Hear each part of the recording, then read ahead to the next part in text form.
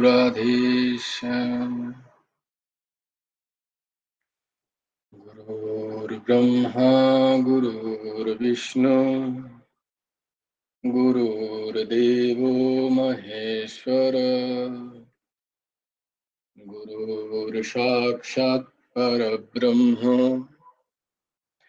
तस्मै श्री गुरवे नमः। कृष्णाय वासुदेवाय हरये परमात्मने प्रणतक्लेशनाशाय गोविन्दाय नमो नमः। कृष्णाय वासुदेवाय देवकीनन्दनाय च नन्दगोपकुमाराय गोविन्दाय नमो नमः। वसुदेवं सुतं देवं कंसचाणूरमर्दनं देवकी परमानन्दं कृष्णं वन्दे जगद्गुरुम्।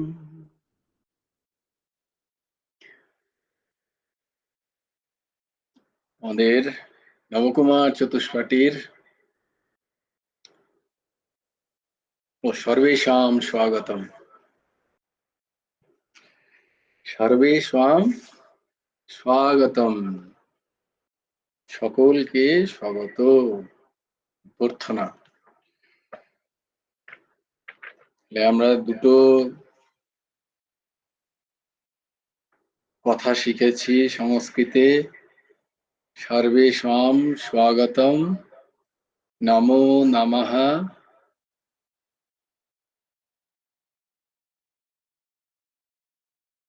মম নাম, নিজের নাম।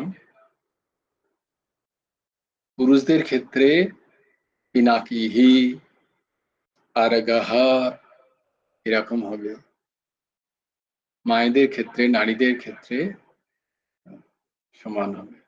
মম নাম কন্যা কুসুমা, মম নাম মৌমিতা, মম নাম ঊর্জশী, এরকম। এবার সে আমরা যদি জিজ্ঞেস করি অপরকে, তাহলে সে যদি পুরুষ হয় তাকে কি জিজ্ঞেস করতে হবে? না ভবতাহ ভবতাহ নাম কিম, ভবতাহ নাম কিম।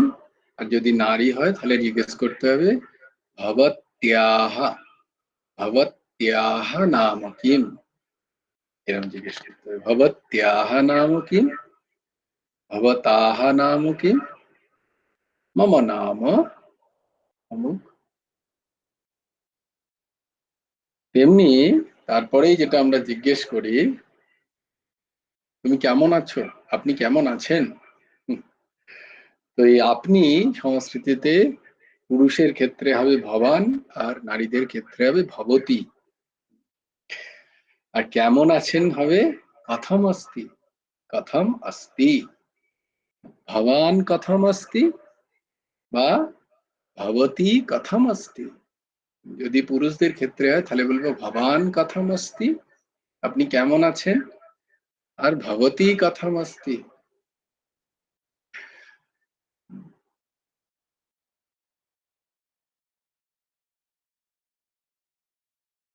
তো আমরা যদি জিজ্ঞেস করি, সুতর্ষাকে আমরা জিজ্ঞেস করতে পারবো তব মাতা কথম অস্তি।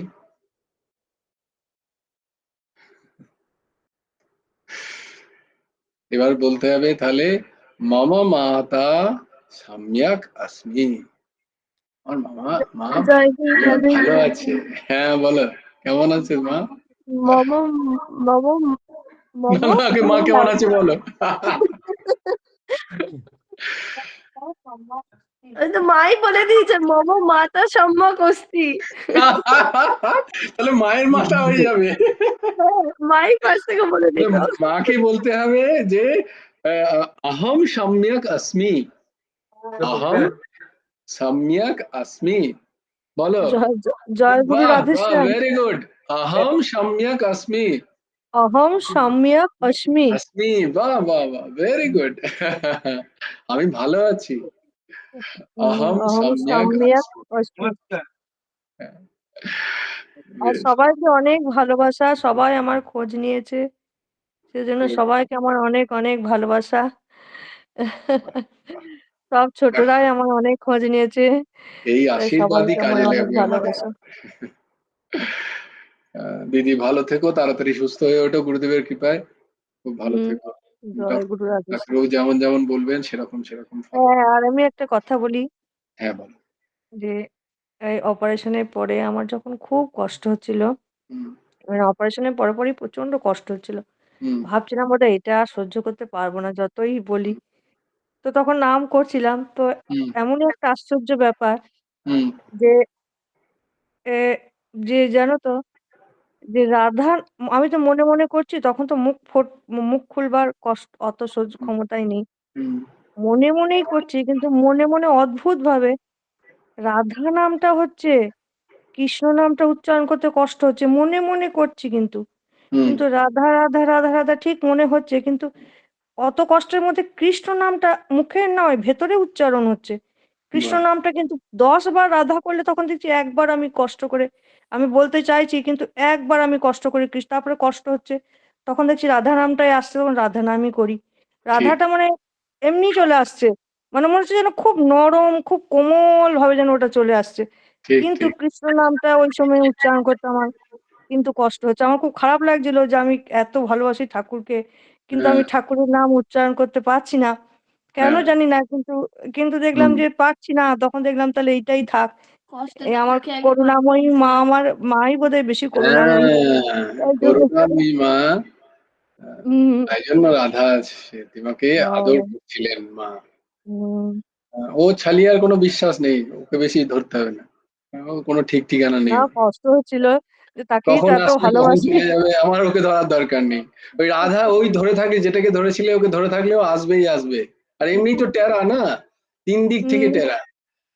যত টেরা চালাক, ওর মতো কূটনীতিক আর কেউ নেই, মিথ্যেবাদী, সব রকম। তো ওটাকে ধরতে হবে না।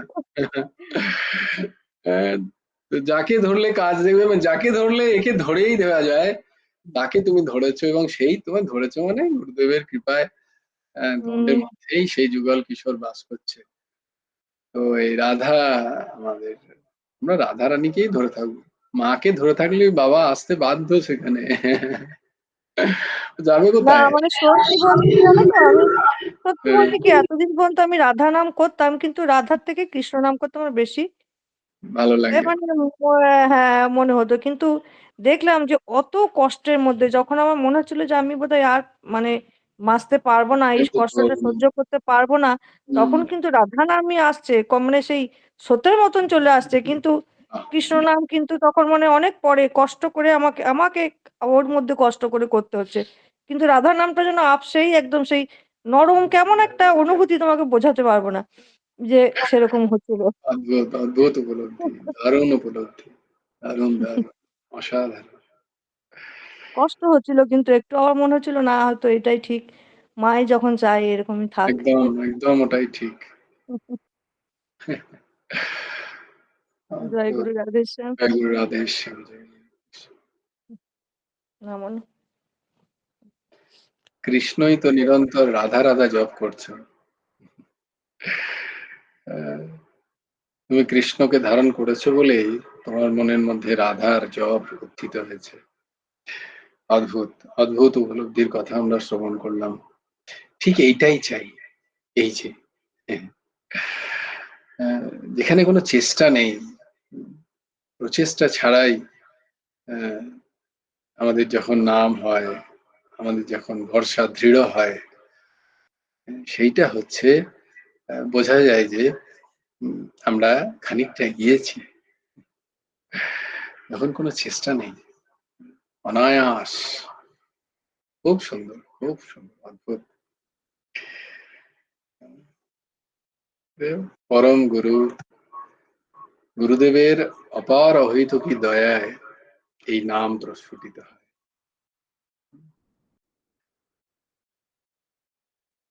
রাধা প্রেম দিতে ওগো আর কেহ নাই, সাষ্টাঙ্গে গুরু তোমায় প্রণতি জানাই। এই যে মনের মধ্যে নিরন্তর রাধার, মা রাধারানীর নাম আসছে, এই সম্পূর্ণ গুরু কৃপা, সম্পূর্ণ গুরু কৃপা। এর মধ্যে নিজের কোনো, দেখো দিদি নিজেই বলছে আমি চাই কৃষ্ণ নাম করতে, আসছে রাধা। এর মধ্যে নিজের কোনো পুরুষকার নেই, সম্পূর্ণ গুরু কৃপা। অহৈত কি গুরুদেবের দয়া, অদ্ভুত।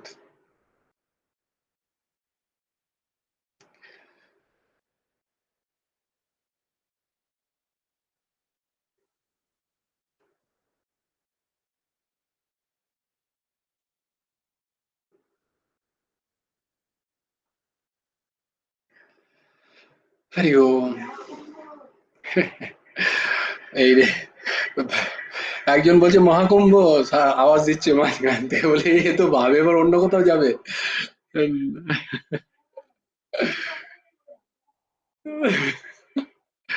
মহাকুম্ভ, ঠিক। এসো আমরা তাহলে আজকে মহাকুম্ভ সম্বন্ধে আলোচনা করার কথা, কারণ আজকে মহাকুম্ভের শাহী স্নান ছিল, প্রথম দিনের স্নান। আজ থেকে মহাকুম্ভ শুরু হলো। এই প্রথমত কুম্ভ, তারপরে তার নাম মহাকুম্ভ বা পূর্ণ কুম্ভ অথবা অর্ধকুম্ভ, এইরকম ভাবে কুম্ভের তিনটে নাম। যদ্যপি এই কুম্ভের কথা কোনো শাস্ত্রে পাওয়া যায় না, বেদ বেদ তো নয়ই, পুরাণাদিতেও যে কুম্ভের কথা আছে, সে কিন্তু আহ মূল পুরাণে কিন্তু সেই ধরনের কোনো কথা, কুম্ভের কোনো কথা লেখা নেই।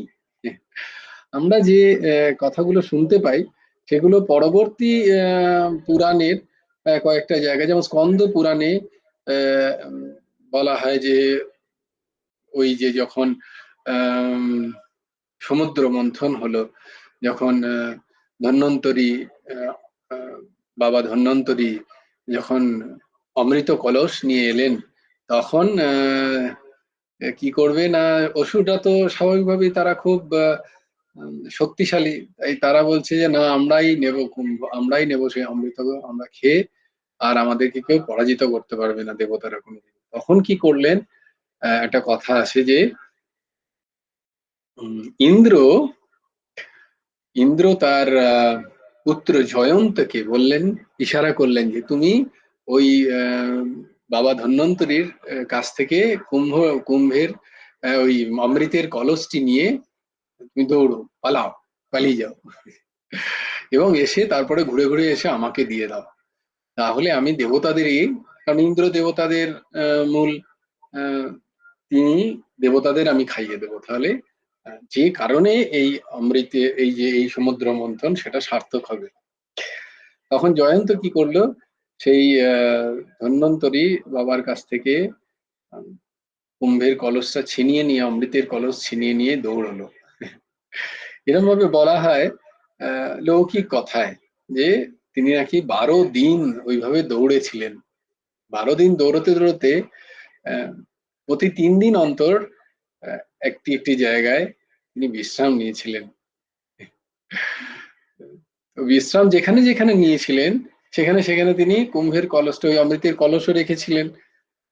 যেখানে যেখানে রেখেছিলেন সেখানে সেখানে এই কুম্ভ হয়, 4টি জায়গায় কুম্ভ হয়। এরকম আরো দুটো কথা প্রচলিত আছে, প্রচলিত কথা, কিন্তু কোথাও এর শাস্ত্রের কোনো উল্লেখ, কুম্ভ হিসাবে, কুম্ভ মেলা হিসাবে কোনো উল্লেখ শাস্ত্রে পাওয়া যায় না, বা এই ঘটনার কথাও, এই এই পুরাণের কথা কিন্তু কোথাও নেই। এটা লৌকিক কথা বা চলিত কথায় আহ আছে প্রচলিত, যে ওই জয়ন্তর জায়গাতেই অনেকে বলেন যে ইন্দ্র বলেছিলেন গরুরকে, বিষ্ণু বিষ্ণু ভগবানের যিনি আহ বিষ্ণু ভগবানের যিনি বাহক, সেই গরুরকে, কারণ তার গতি ছিল সবচেয়ে তেজ, তাই বলেছিলেন যে তুমি ওই কলস নিয়ে চলে যাও, দিয়ে সে আমাকে দাও। তো তখন গরুর ভগবান যখন ওই কলস নিয়ে দৌড়চ্ছিলেন, দৌড়তে দৌড়তে বা উঠতে উঠতে ওই এই 4 জায়গায় তিনি বিশ্রাম নিয়েছিলেন। তাই সেখানে এক ফোঁটা করে বলা হয় যে অমৃতের ফোঁটা পড়েছিল, বিন্দু পড়েছিল বলে সেখানে কুম্ভ অনুষ্ঠিত হয়।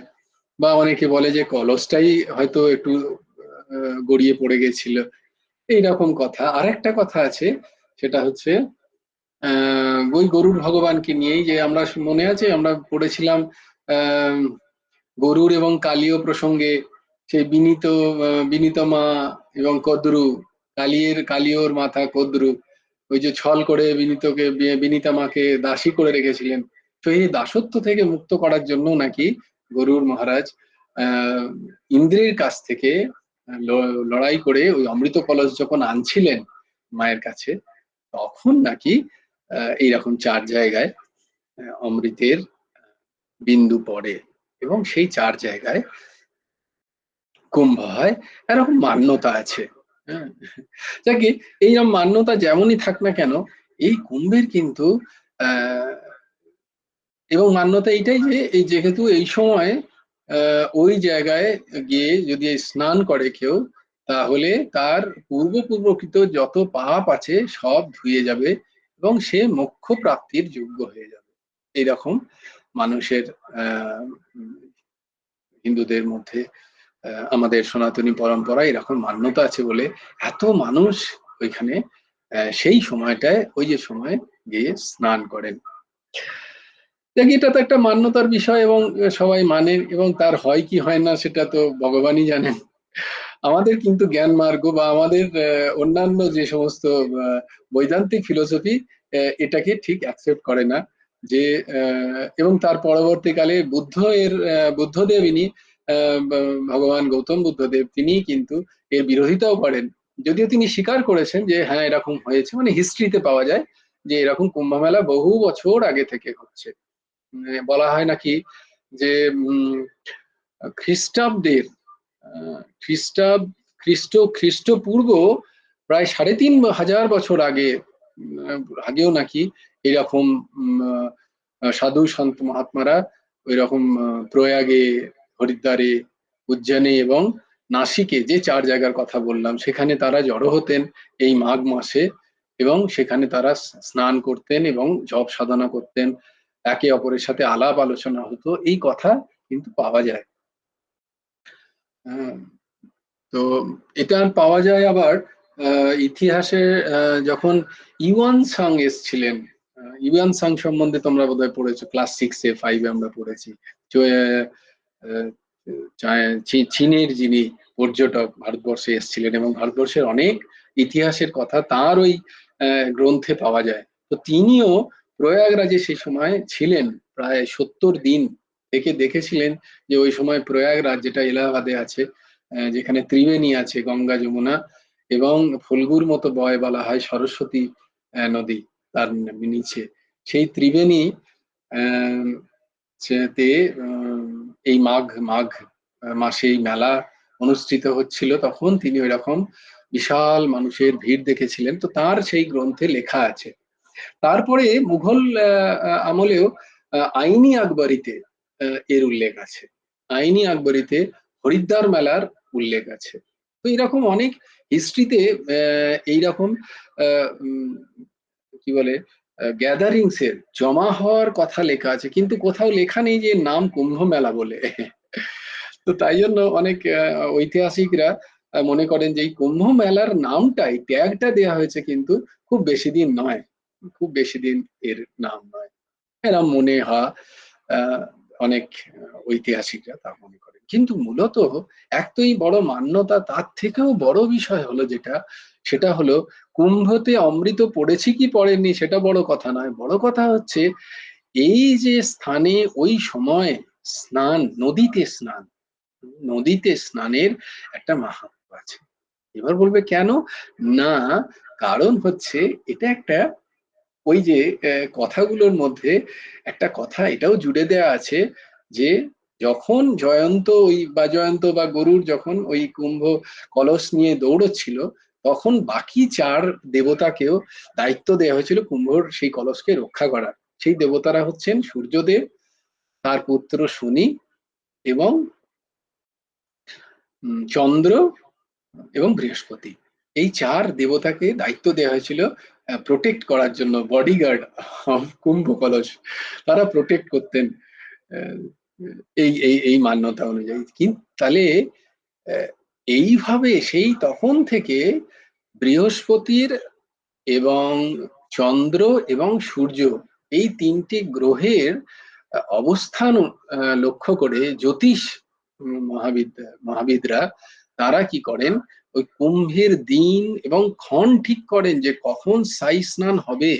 তোমরা যদি কখনো কুম্ভে যাও, সাই স্নানের সময় লেখা থাকে, এই সময় থেকে এই সময়ের মধ্যে সাই স্নান করা যায়। তো পুরো দিনটার কিন্তু থাকে না সময়, একটা দিন আছে, যেমন আজকের দিনটা 13 তারিখ, কিন্তু 13 তারিখের একটা সময় আছে, ক্ষণ আছে। ওই ক্ষণে বৃহস্পতি গ্রহ নির্দিষ্ট একটি রাশিতে থাকেন, চন্দ্র এবং সূর্য একটা নির্দিষ্ট রাশিতে থাকেন। যেমন প্রয়াগে যে কুম্ভ এখন হচ্ছে, সেই সময় বৃহস্পতি ইনি থাকেন মকর রাশিতে, মকর রাশিতে থাকেন। এইভাবে সূর্যের এদের অবস্থান অনুযায়ী বৃহস্পতি মকর রাশিতে, সূর্য এবং চন্দ্র মকর রাশিতে থাকে বলে প্রয়াগরাজ কুম্ভকে মকর সংক্রান্তিতে প্রয়াগরাজে যে কুম্ভ হয় তার প্রয়াগরাজে সেটি হয়। আবার হরিদ্বারে যখন বৃহস্পতি কুম্ভ রাশিতে থাকে এবং চন্দ্র এবং সূর্যরও তার নির্দিষ্ট রাশিতে যখন থাকেন, তখন হরিদ্বারে কুম্ভ হয়। এইভাবে নির্দিষ্ট এই যে গ্রহের অবস্থান অনুযায়ী জ্যোতিষ মহাবিদরা তারা সিদ্ধান্ত নেন যে কবে কোন সময়ে কখন কুম্ভের স্নান হবে। এর একটা বিশাল মাহাত্ম্য আছে।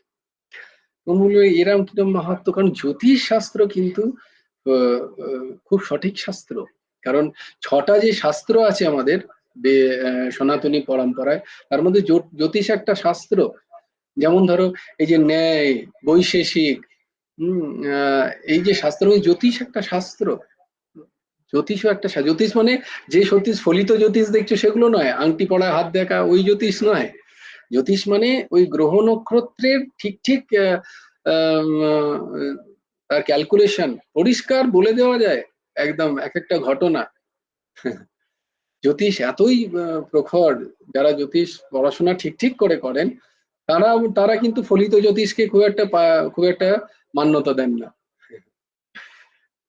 যারা ঠিক ঠিক জ্যোতিষ, খুব কম পাওয়া যায় সেই রকম জ্যোতিষবিদ যারা। তো এই যে 6টা শাস্ত্র আছে আমাদের, ওই যে আমরা বললাম না, চার চার বেদ ছে শাস্ত্র মে, তো এই 6টা শাস্ত্রের মধ্যে একটা শাস্ত্র হচ্ছে জ্যোতিষ শাস্ত্র। তো সেই জ্যোতিষ অনুযায়ী এই যে গ্রহ নক্ষত্রের অবস্থান হয়, তখন কি হয়, ওই নদীতে স্নান করলে মানুষের বৌদ্ধিক উন্নতি হয়। বৌদ্ধিক মানে বোধের উন্নতি হয়, জ্ঞান প্রাপ্তি বা এটা হয়। এটা কেন হয়? Now you will find why. It is very very simple. আমাদের আগেই বলেছি যে যা এই পিণ্ডে আছে তাহাই ব্রহ্মাণ্ডে আছে। তো আমার এই পিণ্ডটাও কুম্ভ স্বরূপ। আমাদের এই যে মনুষ্য শরীর, এটাও কুম্ভ। কুম্ভ মানে কি? কলস। কলস মানে কি? একটা যা ঢেকে আছে, একটা স্পেসকে একটা দেয়াল দিয়ে ঢাকা একটা পাত্রের নাম হচ্ছে কুম্ভ। আমাদের আমাদের এই দেহটাও আছে কি, বিভিন্ন জিনিস আছে তাতে ঢেকে আছে না, রক্ত মাংস চামড়া এইসব ঢেকে আছে তাদেরকে, পঞ্চকোষ তাকে ঢেকে আছে। তো এই দেহের মধ্যেও 72% অফ ওয়াটার। দেখো জলের পরিমাণ এতটা, তাই এইভাবে তার মধ্যে 12% পৃথিবীর অংশ আছে, তার মধ্যে 6% অগ্নির বায়ু আছে, 4% অগ্নি আছে, 6% আকাশ সেখানে। এই কুম্ভের মধ্যে দেখো। তাই এই কুম্ভকে যদি বৃহস্পতি, সূর্য, চন্দ্রের ওই ওই অবস্থানে যদি তাকে ওই সমস্ত পবিত্র নদীতে স্নান করানো যায়, তাহলে তার চৈতন্যিক একটা উন্নতি, আপলিফটমেন্ট হয়। সে মুক্তি পায় কি পায় না সেটা ভগবানের এখতিয়ারে, কিন্তু তার একটা বৌদ্ধিক উন্নতি হয়। এই জন্য এইটার এত মান্যতা, এবং আরো বেশি মান্যতা কেন না, এখানে মহান মহান সাধকরা এসে উপস্থিত হন। এই স্নানের জন্য বটেই, কিন্তু তার থেকেও হচ্ছে যারা ধরো গুহাতে বহুদিন ধরে সাধন করেন, তারা কি করেন, হয়তো তাদের কোনো একটা উপলব্ধি হলো, সেই উপলব্ধিটা কতটা শাস্ত্রসম্মত, কতটা ওটা কি এমনি এমনি উপলব্ধি হলো, ওটা কি কোনো মানে কোনো একটা আমার বুদ্ধির ভ্রংশ, না আমি সত্যিই কোনো সঠিক একটা উপলব্ধি পেয়েছি, বা যেটা আমি পেয়েছি সেটা ঠিক কিনা, বা সেটা আমার মনের ভুল কিনা, এই সমস্ত দ্বন্দ্ব উম তারা নিরসন করেন ওই কুম্ভতে এসে। কুম্ভতে যারা শাস্ত্রবিদ, বেদান্তবিদ, যারা পণ্ডিত মশাই, তারা কিন্তু ওখানে এসে হাজির হন এবং এই সমস্ত সাধকদের সন্দেহ নিরসন করেন। তাদেরকে বলেন যে কোনটা তোমার চিন্তা করো তাহলে, তাহলে সেখানে জ্ঞান কতটা প্রাধান্য পায়। তার মানে এই সমস্ত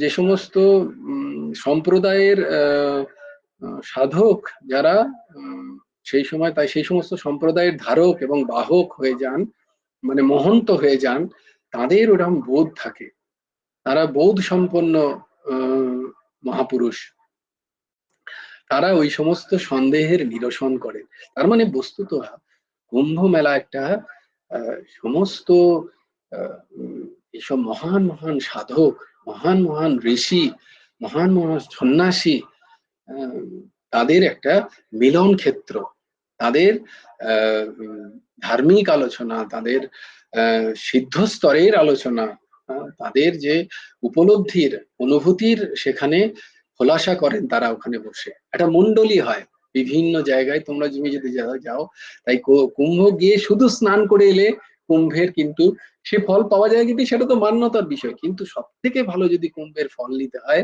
তাহলে কুম্ভে গিয়ে থাকতে হয়। বিভিন্ন আখাড়া বসে ওখানে, 13টা আখাড়া আছে।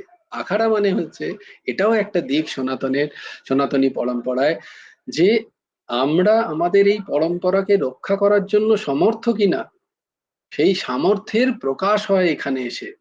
সেখানে প্রত্যেকে প্রত্যেকে সেই বা সেই শপথ নেয় যে আমাদের প্রাণ থাকতে আমরা সনাতন ধর্মকে কোনোদিন বিলীন হতে দেব না। এটা সবাই সমস্ত, এর জন্য আখাড়াটা তৈরি করেছিলেন শঙ্করাচার্য, আদি শঙ্করাচার্য। তিনি এরকম 13টা আখাড়া তৈরি করেছিলেন।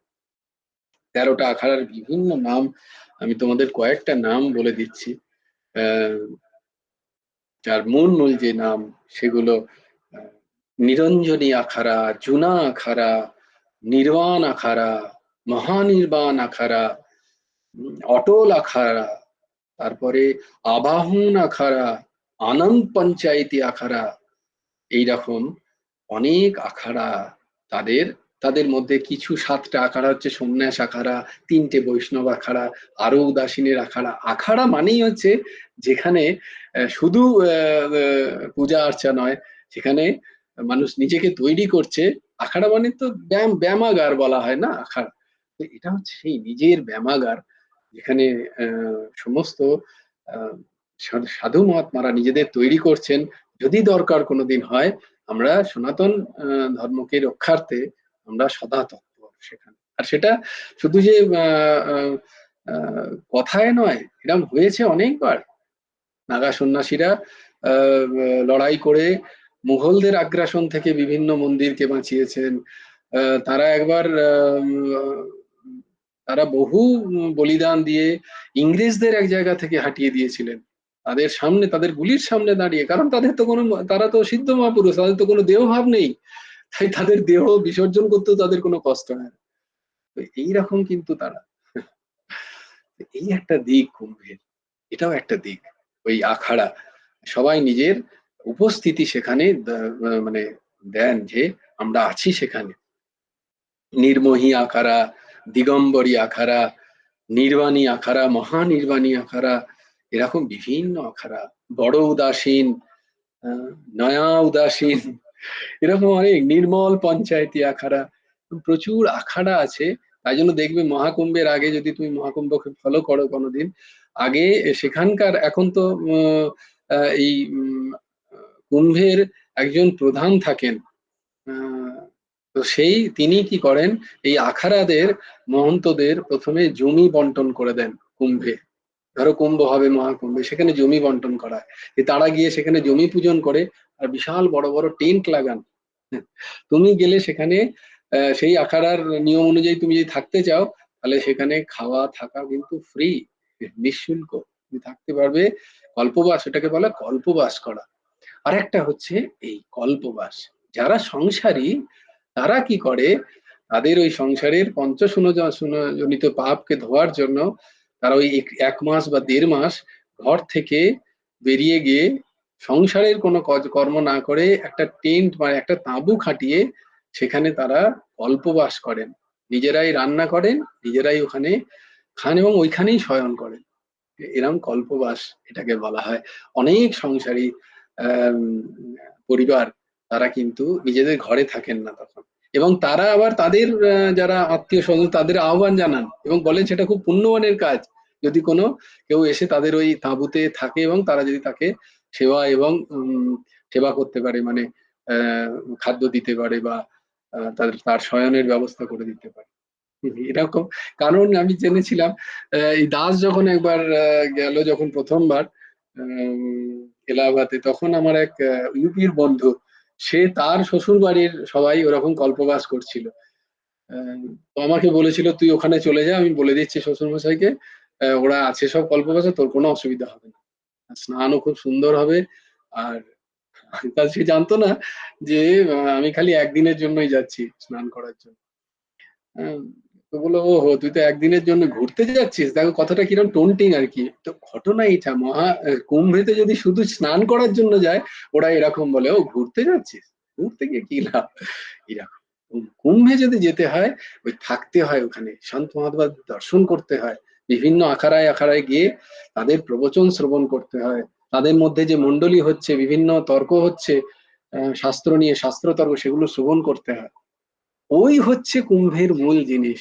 স্নান করে কতটা তোমার বৌদ্ধিক উন্নতি হলো সে তো মান্যতা অনুযায়ী, তোমার বিশ্বাস অনুযায়ী, কিন্তু এই যে মহাত্মাদের প্রেজেন্স, তাদের যে পজিটিভ ভাইব্রেশন ওই ওই যে জমিতে তাদের পা পড়ছে, এবং তারা যখন স্নান করছেন যে জলে, তাই জন্য বলা হয় আগে ওনারা স্নান করেন, তারপরে সংসারীদের যারা আছে আস্তে আস্তে সেরকম তারা স্নান করে। তাহলে তাদের যে সিদ্ধ যে দেহ, সেইখান থেকে যে পরমাণু ওই জলে যায়, সেই পরমাণু যখন আমরা গায়ে মাখি, তখন সেটা কিন্তু আমাদের আধ্যাত্মিক উন্নতিতে অনেক সাহায্য করে, অনেক সাহায্য। এইটা একটা কিন্তু দিক।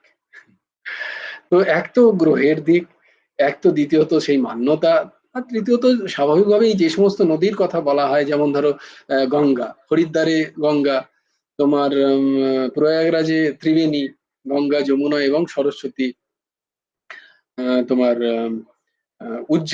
উজ্জয়নে যে মহাকুম্ভ হয় সেটা হচ্ছে তোমার শিপ্রা নদী, শিপ্রা নদীতে হয়।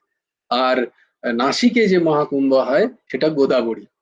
তো এই দুটো তো গঙ্গা হয়ে গেল, হরিদ্বার এবং প্রয়াগরাজে। গঙ্গা স্নান তো এমনি গঙ্গা অত্যন্ত পবিত্র মানা হয় আমাদের, কারণ ভগবান বিষ্ণুর পাদদক সেটা, ভগবান বিষ্ণুর শ্রীচরণের পাদদক। মনে আছে আমরা বামন ভগবানের উপাখ্যানে শুনেছিলাম, যখন তিনি স্বর্গ মেপে নিলেন, সেই চরণ যখন ব্রহ্মার কাছে গিয়ে হাজির, সেখানে ব্রহ্মা তখন সেই চরণ ধৌত করে তার কুমণ্ডলে জল রাখলেন। পরে আহ ভাগবতী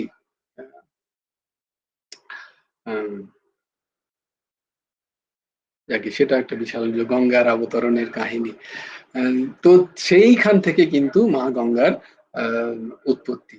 তাহলে মা গঙ্গা কি না, বিষ্ণু চরণের পাদদকই হচ্ছে মা গঙ্গা, নারায়ণের চরণের চরণ ধৌত জলই হচ্ছে মা গঙ্গা। আর গোদাবরীকে বলা হয় দক্ষিণের গঙ্গা। তোমরা কি কেউ জানো? গোদাবরীকে দক্ষিণের গঙ্গা বলা হয়, এতটাই গোদাবরীর কে তারা সম্মান দেন। একদম যেমন উত্তরে গঙ্গার সম্মান, তেমনি দক্ষিণে গোদাবরীর সেই সম্মান। আর সেই গোদাবরীর তটে হয় নাসিকে, নাসিক এবং ত্রয়ম্বকেশ্বরে মহাকুম্ভ হয়। তো এই প্রত্যেকটা জায়গায় 12 বছর অন্তর অন্তর মহাকুম্ভ হয়, আর 6 বছর অন্তর অন্তর প্রয়াগে এবং হরিদ্বারে অর্ধকুম্ভ হয়। 12 বছরের এক তো দ্বিতীয়ত মান্যতা আছে ওইটা, আর দ্বিতীয়ত আরেকটা সেলেস্টিয়াল ঘটনা, বা যেটা বলা যায় যে অ্যাস্ট্রোনমিক্যাল একটা ঘটনা, ওটাকেই বলবো বাংলায়, অ্যাস্ট্রোনমিটাকে বাংলায় কি বলে, মানে জ্যোতির্বিজ্ঞান বলা যায়, জ্যোতির্বিজ্ঞান যেটা, সেটা হচ্ছে বৃহস্পতি যে গ্রহ আছে, বৃহস্পতি জুপিটার, সে কিন্তু 12 বছর সময় নেয় সূর্যকে প্রদক্ষিণ করতে। আমাদের পৃথিবী যেমন একটা বছরে সূর্যকে প্রদক্ষিণ করে, তেমনি জুপিটার কিন্তু তার 12 বছর সময় নেয় সূর্যকে প্রদক্ষিণ করতে। তাই জুপিটারে তুমি যদি চলে যাও, তাহলেও তুমি যদি একটা বছর, মানে ওখানে 12 বছর পৃথিবীর, পৃথিবী 12 বার প্রদক্ষিণ করে নিচ্ছে, তখন বৃহস্পতি মাত্র একবার প্রদক্ষিণ করে সূর্যকে। তাই ওই বৃহস্পতির ধরে এই 12 বছর পর পর মহাকুম্ভ এর কথা বলা হয়। তো মহাকুম্ভ সমস্ত বৈদিক সনাতনী পরম্পরায় সবার যাওয়া উচিত, এবং সেখানে স্নান করলে অবশ্যই বৌদ্ধিক উন্নতি তো হয়। কারণ কি এটা বলছি, কারণ আমার প্রভু, আমি যখন যাচ্ছিলাম, এই দাস যখন যাচ্ছিল, তখন ঠাকুরের অনুমতি নিয়ে আমি যাব বলে, হ্যাঁ হ্যাঁ এই সময় তো যেতে হয়, এই সময় তো কুম্ভ স্নানে যেতে হয়, অবশ্যই যাবে। কিন্তু অবশ্যই এরপর থেকে, তার থেকে যেগুলো আমি ওর পরেটা বললাম, স্নানের থেকেও ওখানে গিয়ে ওই সমস্ত মহাপুরুষদের যাদের দর্শন দুর্লভ, তাদের কিন্তু ওখানে গিয়ে দর্শন খুব সুলভ। তারা টেন্টে বসে আছেন সামনেই, যত মহাপুরুষদের, ওনারা কিন্তু চট করে দর্শন দেন না। যত বড় বড় মুনি ঋষি, তারা হয়তো গুহার গহ্বরে থাকেন, এখানে এসে কিন্তু তাদের দর্শন সুলভ, খুব সুলভ, তাদের দর্শন করা যায় অতি সুলভে। সমস্ত মহাপুরুষদের এই একটা সুবিধা মহাকুম্ভের। তাই জন্য মহাকুম্ভের মেলা, মেলা মানে এখানে মুনি ঋষিদের মেলা, আনন্দের মেলা বসে সেখানে। তো বড় বড় মুনি ঋষিরা, তুমি সেখানে গিয়ে তাদের দর্শন করতে পারবে, তাদের প্রণাম করতে পারবে। তাদের, কারণ ওই যে এক ঘড়ি আধে ঘড়ি आधे में आध तुलसी संगत संत की हरे कोटि अपराध, তুলসী সঙ্গত সন্ত কি হরে কোটি অপরাধ। একবার খালি সন্তের সামনে গিয়ে বসা, আর তিনি শুধু তোমায় দেখে দিলেন, ব্যাস এতে কিন্তু কোটি অপরাধ তোমার ধুয়ে গেল। গঙ্গা স্নানে, ক্ষিপ্রা স্নানে কতটা কি হলো, গোদাবরী স্নানে কি হলো, সেই মা নদীরাই জানেন, নদী মাতৃকাই জানেন। কিন্তু শান্ত মহাত্মা, তাদের যে এই নদী বইছে ওখানে, করুণার নদী, কৃপার নদী, সেই নদীতে অবগাহন করার জন্য কুম্ভ মেলায় অবশ্যই যাওয়া উচিত, যদি সামর্থ্য থাকে এবং খুব সাবধানে অবশ্যই। কারণ প্রায়ই কুম্ভ মেলাতে গিয়ে অনেকেই নির্বাণ প্রাপ্ত হন, 500 600, কখনো 50 এখানে পড়ে গেল, স্ট্যাম্পেড হয়ে গেল। তো সেই রকম নির্বাণ প্রাপ্ত হয়েও না, এটা বলার উদ্দেশ্য। কি বলে, don't try at your home. খুব সাবধানে, খুব সতর্কতার সাথে। আমি কিন্তু দুবারই, এই দাস গেছে 2 জায়গায়, খুব সুন্দর স্নান, খুব সুন্দরভাবে দেখেছি সবাইকার ব্যবহার। তো এই এই হচ্ছে কুম্ভ স্নানের মোটামুটি একটা ইতিহাস। কারণ এই নিয়ে যত ইতিহাস লেখা আছে, সেখানে কিন্তু কোনো অথেন্টিক অথেন্টিক কোনো রেফারেন্স নেই। বড় বড় মানুষরা লিখেছেন, বিএইচইউ বেনারস হিন্দু ইউনিভার্সিটির যিনি সংস্কৃত ভাগের অধ্যাপক ছিলেন, ডিন ছিলেন, তিনিও কুম্ভ নিয়ে রিসার্চ করে একটা বই লিখেছিলেন। সেখানেও তিনিও খুঁজে পাননি কোনো পুরাণ বা বেদে কুম্ভ নিয়ে কোনো কথা, বা এই 4 জায়গায় কুম্ভ হয় এই কথার কোনো শাস্ত্রাদি ব্যাখ্যা। স্কন্দ পুরাণ বা ব্রহ্মবৈবর্ত পুরাণে একটা কথা আছে, কিন্তু সেটা ঠিক কুম্ভ নিয়ে নয়। সবাই তার রেফারেন্স দেন, কিন্তু সেটা ঠিক কুম্ভ বলে নয়। ওই মাঘ মেলায় কিন্তু, এই যে মকর সংক্রান্তিতে, এই যে সংক্রান্তিতে যেটা আমরা পিঠে পিঠে খাচ্ছি, সেই সংক্রান্তিতে, বা এই ধরো তোমার মৌনী অমাবস্যাতে, বা হচ্ছে মকর সংক্রান্তির সময়, এই দিনগুলোতে ওই যে বৃহস্পতি, চন্দ্র এবং সূর্যের অবস্থান এত সুন্দর জায়গায়, সেই সময় কোনো নদীতে স্নানের কথা কিন্তু সেটা শাস্ত্রে লেখা আছে, কিন্তু কুম্ভ বলে কোথাও লেখা নেই। নদীতে স্নানের কথা লেখা আছে, কিন্তু অমৃত কুম্ভ এইভাবে পড়েছিল, এই ধরনের কোথাও সঠিক কি বলে কি বলবো উদ্ধৃতি পাওয়া যায় না কোনো প্রামাণিক গ্রন্থ থেকে। কিন্তু এই সময় স্নানের যে একটা মাহাত্ম্য আছে, তার উদ্ধৃতি অনেক পুরাণে আছে, উপনিষদেও আছে। হ্যাঁ, সুপর্ণাদি কিছু বলবে? হ্যাঁ, জয়গুরু রাধেশ্যাম। হ্যাঁ, বলছি ভাই, গঙ্গাসাগরের যে মকর সংক্রান্তিতে যে মেলাটা হয়, তাহলে কি সেটা কুম্ভ মেলা নয়? হ্যাঁ, না, কুম্ভ মেলা কিন্তু নয় এখন। আহ ওটাও একটা হতো। আহ গঙ্গাসাগরের ওই জায়গাটার নাম কি? মেদিনীপুর না? কপিল মুনির আশ্রম ওটা। না, না, কপিল মুনির আশ্রম না, যাই বলি একটা, না ওটা ঠিক কুম্ভ তো বলা যায় না, ওটা কিন্তু ওই মকর সংক্রান্তির স্নানই বলা হয়। ওটা কি বলে মানে আহ কি বলে ওই জায়গাটা? কপিল মুনির আশ্রম, ওই জায়গাটা গঙ্গাসাগর, গঙ্গাসাগর একবার। ও তো গঙ্গাসাগরের যে স্নান, ওটাকে ঠিক কুম্ভ স্নান তো বলা যায় না এমনিতেই। কুম্ভ স্নানের মান্যতায় গঙ্গাসাগর তো নেই। এই 4টে জায়গায় মূলত কুম্ভ স্নানের কথা প্রচলিত আছে। আর কিন্তু বললাম যে ওই কুম্ভ স্নান বলে কোনো কথা কিন্তু কোনো শাস্ত্রে পাওয়া যায় না, কোনো শাস্ত্রে কিন্তু উল্লেখ নেই। তো যেমন ওই যে গঙ্গাসাগরের স্নান, তেমনি এই কুম্ভ স্নান একই, একই বস্তুত আমরা গেছিলাম তত্ত্বটা। একবার, কোথাও যেতেছিলাম। খুব সুন্দর। তো এই মকর সংক্রান্তি বা এই সময় যদি আমরা কোনো নদীতে স্নান করতে পারি, তাহলে খুব পুণ্যদায়ী। এবং সেখানে যদি ওই সাধু মহাত্মাদের দর্শন পাই, মূলত সাধু মহাত্মাদের দর্শন তাই, যে দাস যতটুকু শ্রবণ করেছে বিভিন্ন মহাত্মাদের কাছ থেকে, যে কোনো জায়গায়, শুধু কুম্ভতে কেন, যে কোনো তীর্থস্থানেই গেলে, সেই তীর্থস্থানে গিয়ে যদি কোনো সাধু সন্ন্যাসীদের দর্শন না হয়, তাহলে তীর্থস্থান কিন্তু তীর্থ করা আহ, অধুরা, অধুরা মানে অর্ধেক হলো, এরকম মান্যতা হয়। সেখানে গিয়ে অবশ্যই সেই তীর্থে অবস্থিত কোনো সাধু মহাত্মাদের দর্শন করার ইচ্ছা জাগাতে হয়। যেমন ধরো আমরা যদি কখনো নীলাচলে জগন্নাথ মহাপ্রভুর দর্শনে যাই, সেখানে খোঁজ করো যে এখানে নিভৃতে কোনো মহান শান্ত বাস করছেন কিনা, চেষ্টা করো তার দর্শন করা। জানবে ওইটি হচ্ছে জগন্নাথ দেবের কৃপা। সাধু মহাত্মাদের যদি দর্শন হয়, জানবে তবে গিয়ে তীর্থে অধিষ্ঠাত্র যে দেব দেবী, তার কৃপা হয়েছে, এটা বুঝতে হয়। শান্ত মহাত্মাদের চরণ চরণ যদি নাও ছুঁতে পারি, তাদের দর্শনে একবার আসার চেষ্টা করতে হয়। কোনো কোনো না কোনো মহান শান্ত মহাত্মা, তার দর্শন করতে হয়।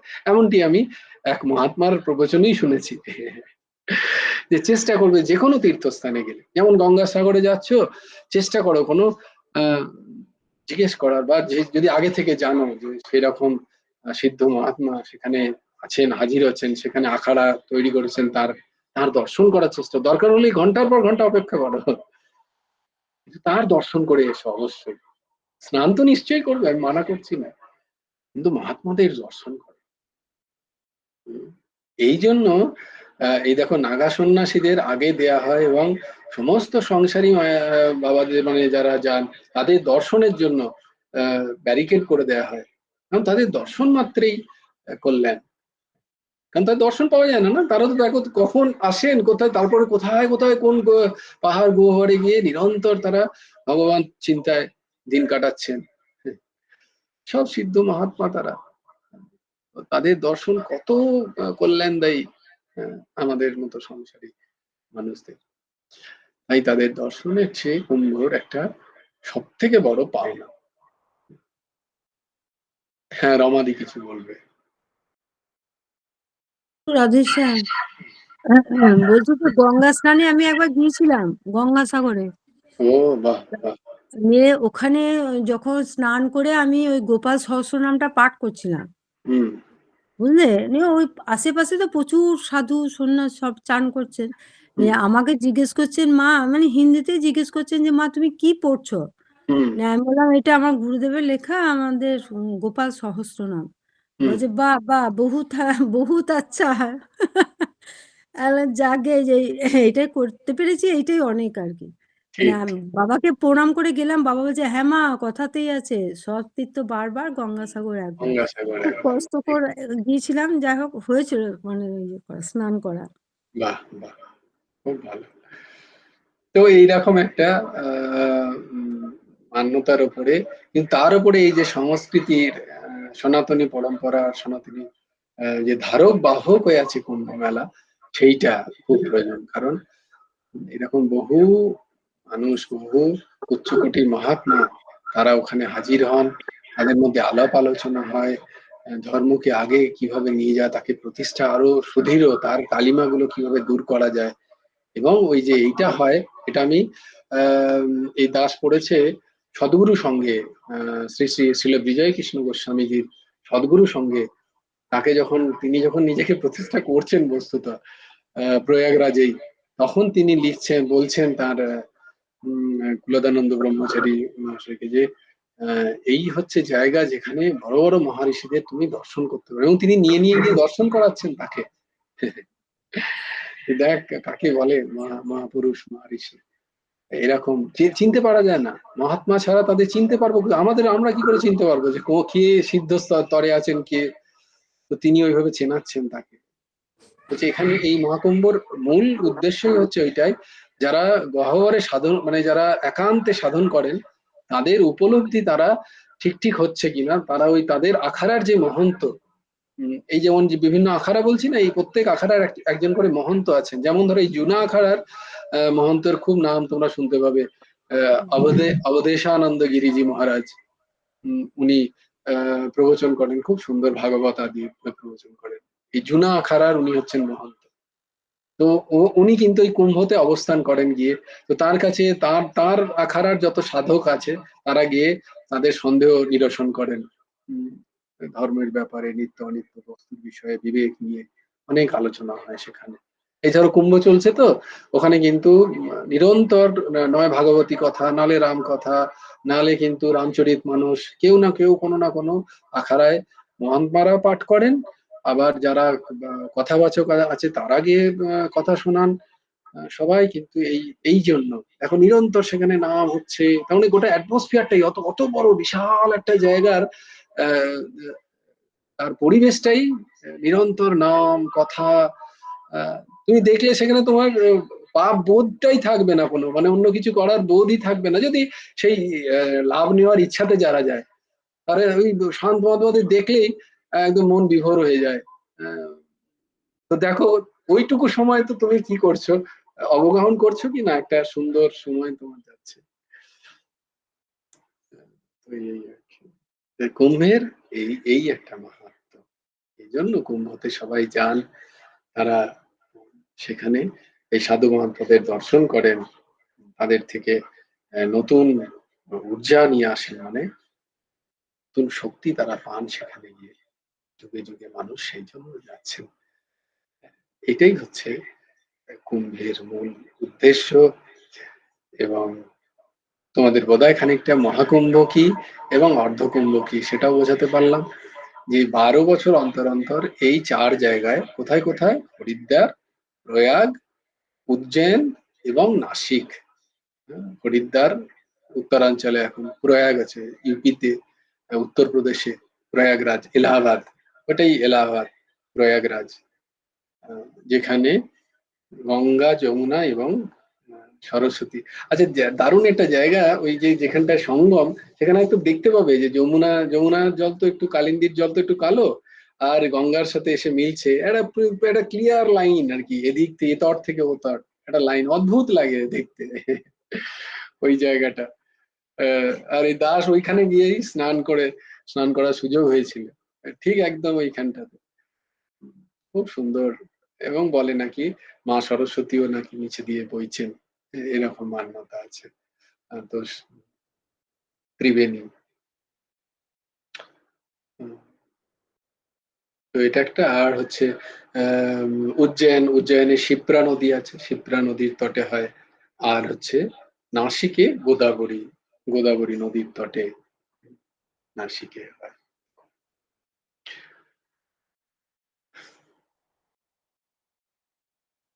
যে যে তাহলে আজকে শান্ত করি। আমাদের কুম্ভ হচ্ছে, আমাদের এটাও কুম্ভ। আমরা এটাও, কারণ আহ, ভাগবতী ভাগবতী যে কথা আমরা শ্রবণ করি, বা এই যে গীতা আমরা শ্রবণ করছি, দেখো প্রথমেই লেখা আছে কি, গীতার মাহাত্ম্যে কি বলছে দেখো, সর্বোপনিষদ গাব দগ্ধা গোপাল নন্দনা পার্থ বৎস সুধীর ভোক্তা দুগ্ধম গীতা অমৃতম মহৎ। গীতা অমৃতম মহৎ। সেই গীতা আমরা নিরন্তর আমরা কর্ণকুহর দিয়ে শ্রবণ করছি, পান করছি, এবং আমরা অবগাহনও করছি, সেখানে স্নানও করছি, ডুবকিও লাগাচ্ছি, তার ভাবে তার ব্যাখ্যায় আমরা ডুবকি লাগাচ্ছি। এই হচ্ছে অমৃতের স্নান। আবার দেখো শ্রীমৎ ভাগবতেও লেখা আছে, কথায় আছে যে যেখানে ইন্দ্র এসে অমৃত কুম্ভ দিচ্ছেন বলে, তুমি অমৃত কুম্ভ নাও হে সুখদেব, প্রভু তুমি আপনি অমৃত কুম্ভ নিন। মনে আছে তো সে কথা, যে বলছেন অমৃত কুম্ভ আপনি পরীক্ষিতকে খাইয়ে দিন অমৃত, সে অমর হয়ে যাবে, তাকে কেউ মারতে পারবে না। আর কথা, তাহলে তার কথাটার কত গুরুত্ব, অমৃত থেকেও কত উচ্চ স্তরের সেই ভাগবতী কথা, কৃষ্ণ কথা, কৃষ্ণ লীলা কথা কত উচ্চ স্তরের। তাই সে বলছে অমৃত নিয়ে নাও চলবে। আবার দেখো পরীক্ষিত মহারাজ এমনই ভক্ত, সে অমৃতকে ঠুকরে দিচ্ছে, তাহলে সেই অমৃত যেখানে পড়েছে সেই কুম্ভর তার অবশ্যই গুরুত্ব আছে, আমি বলছি না এত মানুষ, কিন্তু তার থেকেও অনেক বেশি পাবন সান্নিধ্য আমরা পাচ্ছি এই কথা আমরা যখন মন দিয়ে শ্রবণ করছি, আমরা যখন এই কথায় অবগাহন করছি, স্নান করছি। কোটি কুম্ভ সম আমরা এই ভগবানের লীলায় স্নান করতে পারছি। এটাই বলার উদ্দেশ্য। তাই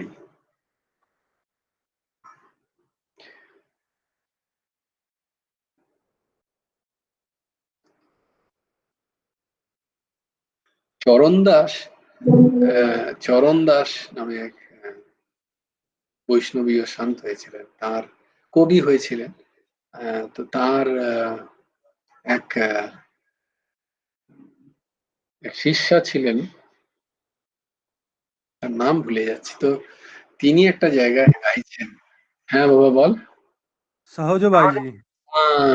वाह बहुत बढ़िया, সহজ ভাই। তো তিনি একটা পদ লিখেছিলেন,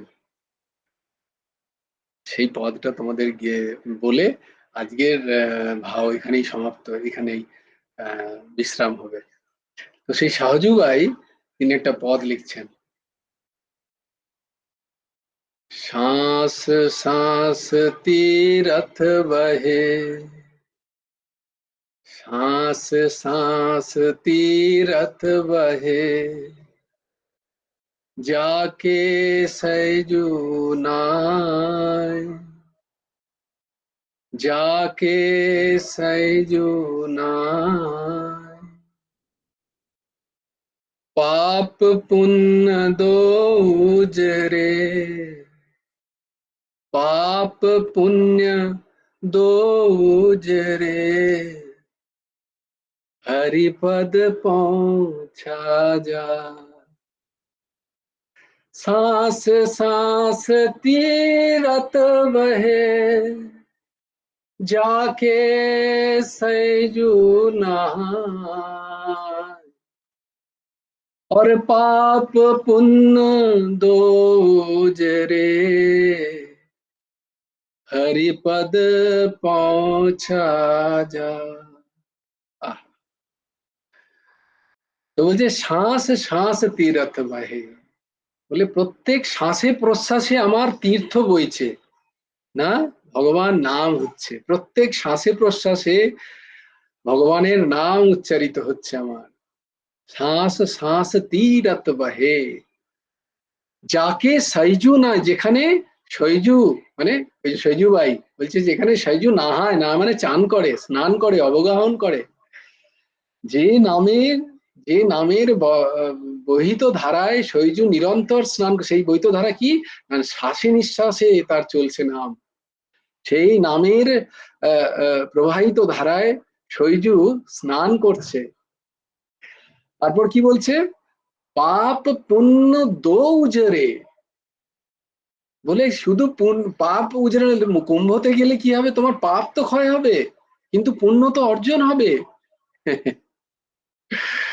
তীর্থে গেলে কি হবে, তোমার পাপ তো ক্ষয় হবে, তোমার তো পুণ্য অর্জন হবে, কিন্তু আমরা তো জানছি পুণ্যটাও ভোগ করতে হবে। তো হরিপদ যদি পেতে হয়, যদি সেই স্থায়ী সুখের সন্ধান পেতে হয়, যদি হরিপদ পেতে হয়, যদি যুগল কিশোরীর চরণ কমল আমাদের পেতে হয়, তাহলে না পাপ থাকলে হবে, না পুণ্য থাকলে হবে। তাই সৈজু ভাই কি বলছেন, যে শ্বাস শ্বাস তীরথ বহে, যাকে সৈজু নাহায়, যেখানে সৈজু স্নান করছে নিরন্তর, তাকে কোথাও যেতে হবে না কোনো তীর্থতে। আর কি হবে না, তীর্থতে গেলে তো পুণ্য অর্জন হবে, পাপ ক্ষয় হবে। আচ্ছা, পাপ তো ক্ষয় হবে, কিন্তু পাপ করার যে বৃত্তি সেটা কিন্তু ক্ষয় হবে না। কুম্ভতে গেলে পাপ তো ক্ষয় হয়ে যাবে, কিন্তু তুমি যদি, তোমার বৃত্তি যদি ক্ষয় না হয়, তুমি আবার আসবে, আবার তো সেই পাপে লিপ্ত হয়ে যাবে। তাহলে পাপ বৃত্তি কিভাবে ক্ষয় হবে না, ভগবানের নাম রূপ লীলা কথা এই শ্রবণে। শ্রীমৎ ভগবত গীতা, শ্রীমৎ ভাগবত, এই মহান মহান যে ভগবানের বাঙ্ময়ী মূর্তি, তার বাণী, তার শ্রবণে, তার দর্শনে আমাদের কি হবে না, পাপ তো ক্ষয় হবেই হবে, পাপের বৃত্তিও ক্ষয় হয়ে যাবে, পাপ করতে আর ইচ্ছা জাগবে না মনের মধ্যে। মনটা এত নির্মল হয়ে যাবে যে আমি কারোর প্রতি আর ক্রোধ করব না, আমি কারোর উপর রাগতে ইচ্ছা করবে না আমার। আস্তে আস্তে আমার কাউকে কষ্ট দিতে ইচ্ছাই করবে না আমার, বরং কাউকে কষ্ট দিলে আমি বেশি কষ্ট পাবো সেখানে। তো এইরকম মন তৈরি হয়ে যাবে যার, তো বলো এটা উচ্চ স্তরের হলো কিনা। তাই সৈজু ভাই বলছেন, শ্বাস শ্বাস তীরথ বহে, যাকে সৈজু নাহায়, पाप पुण्य दो उजरे, हरिपद पहुंचा जा। तो हरिपद पहुंचने का कोशिश कीजिए, कहीं जाके स्नान से होगा नहीं, वो तो भगवान की लीला कथा नाम से ही होने वाला है। हरि बोल। ওটা তো ভগবানের লীলা কথা শ্রবণ, নাম, নিরন্তর সৎসঙ্গ, সদ আচরণ, সৎ ক্রিয়া, এর মাধ্যমেই হবে। জয় গুরু রাধে শ্যাম, রাধে শ্যাম, রাধে শ্যাম, শ্যাম শ্যাম রাধে রাধে, রাধে কৃষ্ণ, কৃষ্ণ কৃষ্ণ রাধে রাধে। ভজ গুরু হেমন্ত দেব, রাধে শ্যাম, জপ হরে কৃষ্ণ, হরে রাম, জয় জয় শ্রী রাধে, जय जय श्री राधे, जय जय श्री राम। हरि बोलो, हरि बोलो, हरि हरि बोलो। जय गुरुदेव, जय गुरुदेव, जय गुरुदेव।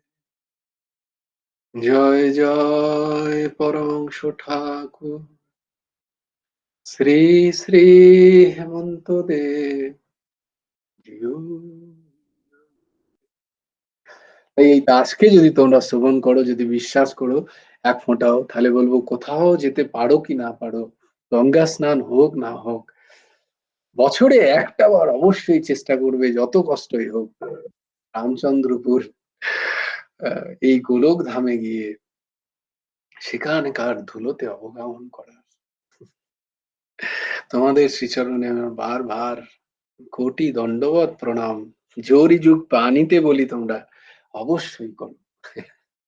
যদি একটুখানিও বিশ্বাস থাকে এই দাসের প্রতি, যদি মনে হয় এ ভুলভাল বকে না, তাহলে বলবো অবশ্যই অবশ্যই। সে যে পন্থার হোক, সে বিশ্বাস হোক, সে গুরুদেবের আমাদের প্রভুর আশ্রিত হন বা না হন, যিনি হন, যেমন এখানে সুপর্ণাদি বেরিয়ে গেছে, যিনি হন না কেন, মনুষ্য মাত্রে, জীব মাত্রে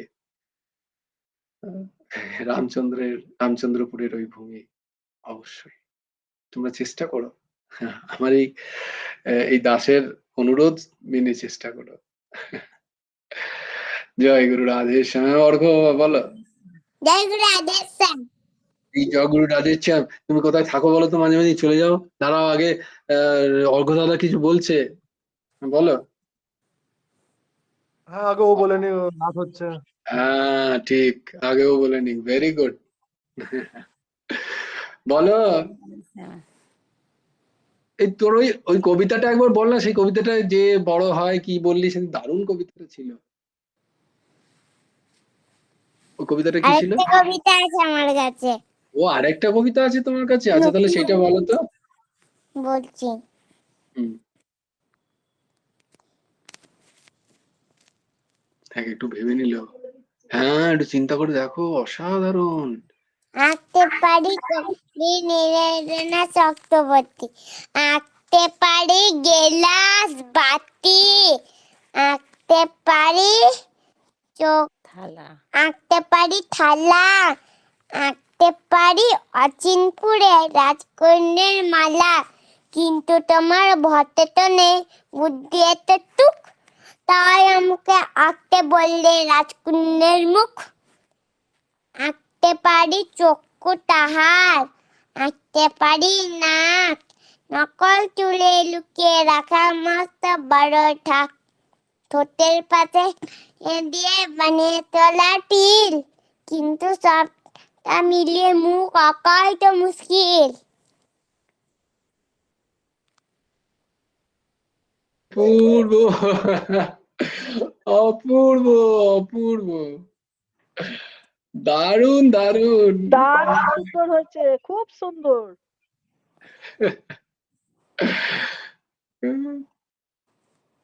সত্যি অপূর্ব। জয় গুরু রাধে, জয় গুরু রাধে। এখানে যেরকম দিচ্ছে এখানে যেরকম দিচ্ছে জানো? এখানে যেরকম কেন দিচ্ছে বলো, ওকে বোঝাও। হ্যাঁ ও অর্ঘ বল। জয় গুরু রাধেশ্যাম। হ্যাঁ জয় গুরু রাধেশ্যাম, ভালো থেকো, ভালো থেকো, জয় গুরু রাধেশ্যাম। হ্যাঁ অর্ঘ বলো। হ্যাঁ জয়গুরু আশ্রমে গুরুদেবের একটা বাণী লেখা আছে, ওইটা একটু পড়তে চাই। এই অবশ্যই পড়ো, অবশ্যই। গুরুধামের মাহাত্ম্য নিয়ে হুম বলো। এখানে গুরুদেব লিখছেন, গুরু যেমন তীর্থ তদ্রূপ গুরুর বাসস্থান আশ্রম বা গৃহও তীর্থ, গুরুর পাদদক তীর্থ বলিয়া গণ্য হয়। তাই শাস্ত্রে বলা হয়, বারাণসী প্রয়াগ আদৌ গত্বা যৎ ফলমাপ্নুয়াৎ তৎফলং কোটি গুণিতং গুরু স্থান দর্শয়াৎ। মনুষ্যেরা বারাণসী প্রয়াগ প্রভৃতি তীর্থে গমন করিয়া যে ফল লাভ করেন, সেই ফল কোটিগুণ হয় শ্রী গুরুর বাসস্থান দর্শন করিলে। শ্রীগুরুর পাদদকের গুণ কোটি তীর্থ সমতুল। যে আস্তিক পুরুষ গুরুর পাদদক মস্তকে ধারণ করেন, তিনি শতকোটি তীর্থের 10 গুণ ফললাভ করিয়া থাকেন। জয় গুরু, জয় গুরু, জয় গুরু, জয়। জয় গুরু রাধেশ্যাম। জয় ভাই গুরু। একটা কথা বলি, হুম গুরুদেব শেষের দিকে বলেছিলেন, মা কোনো তীর্থে যাওয়ার দরকার নেই, শুধু এখানে এলেই হবে। ঠিক ঠিক। বলছে যেখানেই যাবে সেই তীর্থে গিয়ে সেখানে থাকলে পরে তোমাকে বাথরুম যেতে হবে, হ্যাঁ পটি করতে যেতে হবে, সেই জন্য তীর্থস্থানে ওইসব না করার থেকে শুধু এইখানে আশ্রমটাই আমার সব থেকে তীর্থস্থান। সেই জন্য আমাদের আর কোনো রকম চাহিদা নেই, মানে কোথাও যে যাব সেই চাহিদাটা আর নেই। বাহ। জয় গুরু রাধেশ্যাম। জয় গুরু রাধেশ্যাম।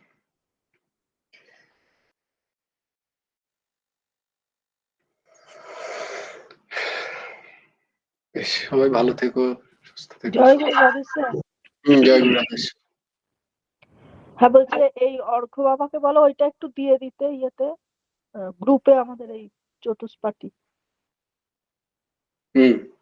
অর্ঘ্য বাবা গুরুদেবের ওই আমাদের যে বাণী সেটি একটু দিয়ে দিও নবকুমার চতুষ্পাটিতে। বেশ বেশ, জয় গুরু। হ্যাঁ। জয় গুরু রাধেশ। জয় গুরু। জয় গুরু ভালো রাধে থেকো। স্যার।